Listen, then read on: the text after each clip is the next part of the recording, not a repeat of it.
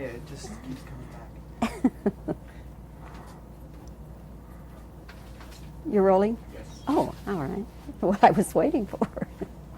Well, Julia, how are you? I'm okay. How are you?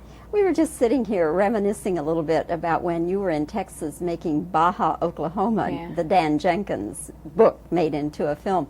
What do you remember about being in Texas? You were in Fort Worth, as a matter of fact. We stayed at the Stockyards Hotel. It was really great. I really liked Texas a lot, and I remember we were right across from Billy Bob's, and we would go in there after work, and there'd be like 10 of us in this enormous place, like the size of a football stadium, so huge. And there were like 10 of us dancing on this enormous dance floor. It was really a good time we had there, kind of relaxed and quiet and easy. Was that a fun movie for you to make? It was a great movie to make, yeah. I really enjoyed myself on that show. I was going to bring Charlie the dog. I saw you on Letterman last night. The bubble-eating dog that never ate a bubble ate my pig. Yeah, Charlie was a scream. Were you nervous going into that show? No, it was prop madness. I wanted to be nervous, but I had no time because Charlie was trying to eat Guthrie, and it was the whole thing, and the Debbie Gibson perfume. There was no time to think about the fact that, I mean, who even knew there were people out there? I was so busy dealing with all the stuff that was going on, I had no idea. It was chaos, but it was fun. I had a good time. Let's talk about Steel Magnolias, because that's really what we're here for. You made this movie in Natchitoches, Louisiana, which is not far from the Texas border. Right. Will you spell for me Natchitoches? Yeah. Natchitoches. Natchitoches. 100%. Yeah. You're one of the few. Hey. Mom, I can't spell. Didn't have to go to college. What was it like being down there? For how long were you there? We were there for almost 4 months. What was it like for you? It was really like, I mean, I really felt like we lived there, first of all. I felt like we'd always lived there. I felt like we always would live there. It was kind of like being really nervous about being two. You know, you're glad you're not one anymore. There's anticipation for being three, but you know, there's like all these things happening at one time, just about one little simple thing, being two. So that's the same thing about being in Natchitoches. There was, you know, I'm not in the big city anymore, which is great, but I want to get back, but I don't. And there was just kind of, it's all these kind of feelings that you really can't describe, so I just grunted through them. And, but it really seemed like we'd kind of been there for a very long time. And that was nice. And I had the greatest house. I was so happy there. I just didn't want to leave. And I'll actually tell you something that just popped into my head, whether it's interesting or not. But I was in this house. It was like a greenhouse with a house in the middle.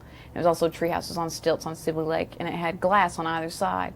And so one bathroom at the far end was all surrounded with glass. And I woke up one night in the middle of the night, and I walked into the bathroom, and I was washing my hands and brushing my teeth, and I looked up outside the window, and I saw one of the big trees outside my house had toilet paper hanging from the tree. And I thought, oh no, they rolled my house. And then suddenly I realized everybody in Natchitoches knows that I live in this house. So for them to do that, it's like personally putting it to me. And I got so upset that the town didn't like me that I started to cry, and I got really upset. I thought, what did I do? I've only been here for a month, and they did this horrible thing to me. And I went back to bed. It upset me so badly that I got up and I went outside, and I had to look and see all the damage they did. And it was the Spanish moss hanging in the trees. And in my bleary state, I thought it was toilet paper. And I was so relieved. I was like, okay, they like me. It's all right. And I went back to bed. But it was the people in the town were really good to us. They're really nice.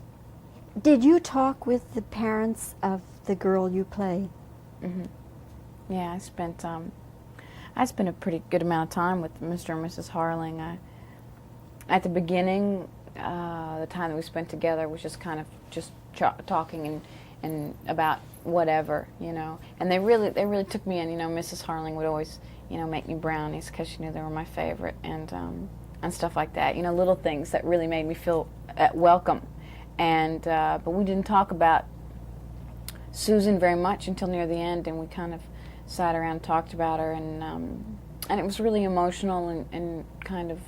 I never saw a picture of her until near the end of the show because I didn't want to know what she looked like, and they were very giving when I needed something, and were also very supportive just for me to do what I felt I should do.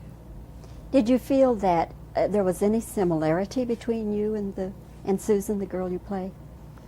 I don't think the way that I feel about Susan, not Shelby, but the way that I feel about Susan in my mind, and it may be just and it may not be just, but the way that I feel about her is in such a manner as I would never be so bold as to compare myself to Susan.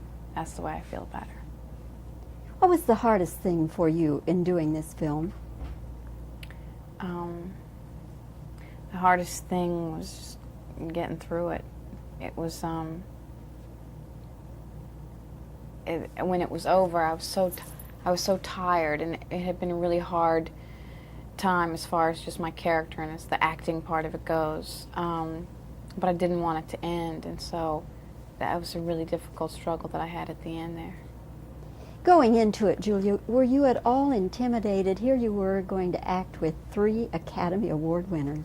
Yeah. Were you intimidated? No. They're my friends. You knew them before? I knew Sally before. But I felt like the first day, I felt like they were my friends. And it just, those aren't the kind of things that kind of float into my mind anyway. That never really occurred to me. I didn't think about it that way. I think if I did, I would have made myself nervous, but I didn't. Were you always considered for Shelby, or were you ever considered for other roles? I don't know. I only went in for Shelby, so I don't know. Surely there must have been lots of women trying to get the role, do you know? I don't know, actually. Yeah. I was just kind of doing what they told me to do. Go here, read, try to get a job, and I did. And you're wonderful. Thank you. A really wonderful Thanks performance. I enjoyed it a lot, and I enjoyed getting to know you, Julia. It was good talking to you. Come back and see us in Texas. We'll go to Juanita's and have Mexican. Oh, that'd be great. I'll do that. Wear Okay. your boots. I will. Don't bring Charlie. Oh, Charlie.